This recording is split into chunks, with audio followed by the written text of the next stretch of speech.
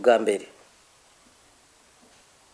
umushinga ntahe basa bose n'umupfasoni Alice jewe bagenda ndabizi ko twari kumwe muri ADC ikibiri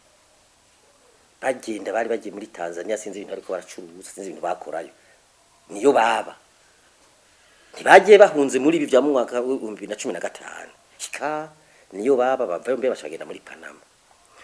aha muri ibi byo mu mwaka wa 2015 baje kubiza mu ngira mu mwaka wa 2016 baje mu Birigi baje muri Senarete none kaciwe ingani umuntu yumva we avyiyumva bakagira ati ndashobora kuko bitari yakora nyene bimeze yakavyiyumvamwo mu gihugu cyamwe baruse ntahazi byashoboka none ntibanahungutse uco basubirayo banahungutse ibyo nivyo abantu bapfa kugenda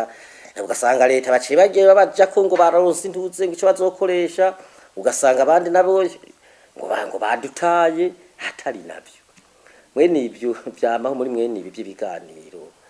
kuko urumva nko muri Senarede bumvise ari abagiye bacagira ati baradutanya akazi